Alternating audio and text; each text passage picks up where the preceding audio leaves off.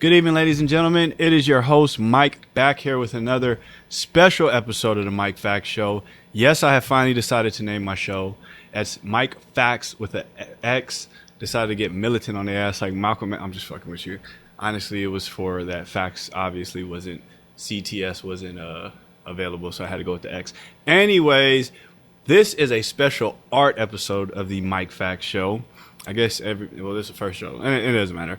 Anyways, I have came across a painting recently by the great artist Frida Kahlo. I probably fucked that name up, I'm sorry, but she is a great Mexican artist. She's known as a feminist icon, and which is interesting, is actually why why I came across it. But anyways, I came across this painting from 1939. The name of the painting is called Two Fridas, and it is a very, very, very interesting, deep painting. The what's behind the painting, the motivation, all that. Even the painting itself, the messages in the painting. So I decided on this episode I wanted to give a kind of, a brief overview on the painting and then basically talk about how it applies to my life and my experience growing up.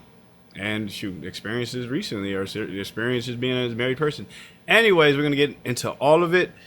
I want to start off with, again, the painting. So 1939, the Two Fridas. Essentially, this painting, and I'm going to post, obviously, a picture of it, and we'll follow along. But this painting is a painting is literally of two Fridas. And this painting was a painting that she made after she got divorced from her husband, Diego Rivera, in 1939, who was a great painter, a great artist himself. He was known all through Mexico, putting in work, boots to the ground, all that good stuff. So essentially, they were married. They had a tumultuous marriage from all accounts. They were, the love of each other's life, but with a lot of those cases, a lot of damage done to each other. I'm not going to get into the details of that. It's a wild story, though, actually. I mean, shit, he was fucking with her sister. She apparently fucked with Leon Trotsky, from Soviet. A whole situation. But anyways, the painting essentially depicts two Fridas. One is a European stylized Frida, which she was biracial. Her father was, I believe, German. Her mother was Mexican. And so essentially one side was a European side Frida, let me start with the indigenous side Frida, which was her natural side. The indigenous Frida essentially is depicted sitting with a more indigenous outfit, Mexican indigenous outfit. She's also depicted, she has her heart open, is cut. It was not cut, but her heart is open and it's leading into the European Frida. She's holding a picture of a small pocket, a picture of her husband Diego Rivera, so his love of her life. Obviously, she paints this picture after the divorce, so she's heartbroken. Then you got a vein artery leading off into, and yes, I do have a pipe because I was going to get real distinguished on this one, Sean Connery style. Anyways, so the artery is leading to the other Frida, which essentially is the more European Frida. She's pictured in, and which is funny too, is because essentially what is told is that Diego Rivera loved her indigenous and celebrated like her more Mexican indigenous side. He was a very patriarchal. He was a very patriotic Mexican, or like a Mexican nationalist kind of guy. He was very proud of his country, proud of his nationality. So he was proud of her, her work that she was doing in Mexico and on that side of the game. And I guess he detested her European side, which is interesting because, it's a whole other thing down the case. And she basically paints this picture of the two different Fridas and the situation you're going through. The European one also has a piece of her heart missing. She's more damaged. She's bleeding out. She's heartbroken, which is why comes to the conclusion of why I think this picture meant so much to me, because I, as a young man, saw the two Fridas in my own household. And this is where we're going to get a personal testimony, where the two Fridas essentially was my mother. And it was during the time where her and my father, they didn't completely divorce, but they did separate.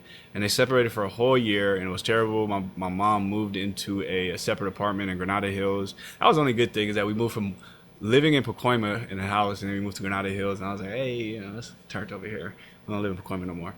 Anyways, but we moved over there. We went to, I was over there for a year. She was enrolled in football and all, whatever the case be. But I was not happy with the fact that my household was broken. And seeing my mom in that survival mode of like my mom literally, and this is why I was speaking to like the European side, Frida, my mom literally did almost everything to like against what my dad liked, down to the fact that she cut her beautiful, long, natural hair. Like my mom never been into weaves and all this other. Like she's always, even to this day, right now, if you see her now, she has like damn dreadlocks literally down to like the middle of her back. They look like all the pictures that women draw of these damn goddesses, black goddesses, dreadlock queens with curly dreads. That's my mom. But essentially, she cut her hair all the way off. She got a damn titty tattoo. Let me not go too hard on mama. But she went a little hard in rebellion of my father and the situation that she was upset about at the time. And I just thought it was interesting how even years before, like this is almost like a spirit. This is like a recurring theme of like that situation. Like woman breaks up, gets in, or we go through the situation, whatever the case be, and I'm going to completely do everything opposite, almost to the fact that they almost lose themselves in being opposite. From the fact that some of the things my mom was, I'm like, Mom, that's not me. You like, come on, you don't even agree with this. You're just going opposite of what my dad is talking about. Now, I mean, in my story, and just like the story of Frida, the beautiful thing is true love prevails. So in the end, that's where my sister was born. I was the only child for 9-10 years. And, Pops was coming through the crib a lot of times. Almost I would say 3 or 4 days out of the week, my dad would stop by and spend the night. He'd stop by, he'd bring food, we'd watch a video, do some homework or whatever. And then he would, all right, brother, go ahead and go to sleep. And me and Mom go to bed. And, out of nowhere, my beautiful, great, lovely sister was born. 10 months later, we moved back to Pacoima. And, we did the Parent Trap thing. We saved the family. We reconciled. We were happier for it. I mean, years later down the line, my dad did pass away from a heart attack, but that's nothing to do with, you can't really control that. That's natural causes. But as far as our relationship and what I was happy for the fact that they did work things out. And just like my family, Frida, her and her husband divorced in 1939. By 1940, her and her husband are back together working it out. And that's a beautiful thing.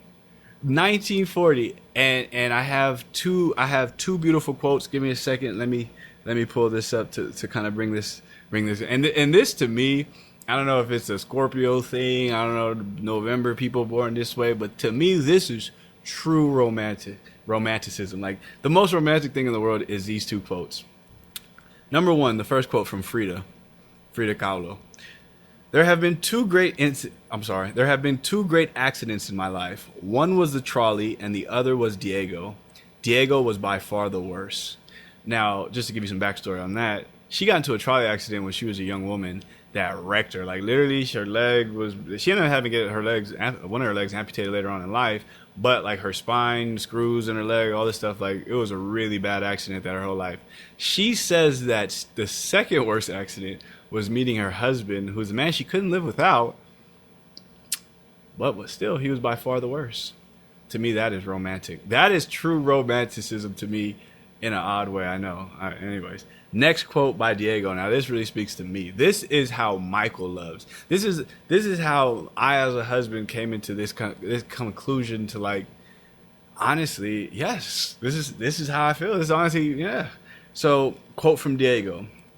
What we got? I did not know it then, but Frida had already become the most important fact in my life and would continue to be up to the moment she died 27 years later. Now, if that's not romantic, I don't know what it is. The fact of my life. Yeah, we might get into trivial issues and blah, blah, blah, blah, but at the end of the day, like air is a fact of life.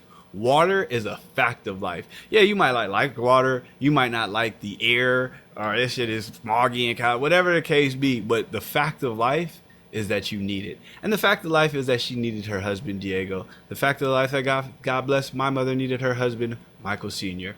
And these facts of life to me are the beauty and what I find romantic.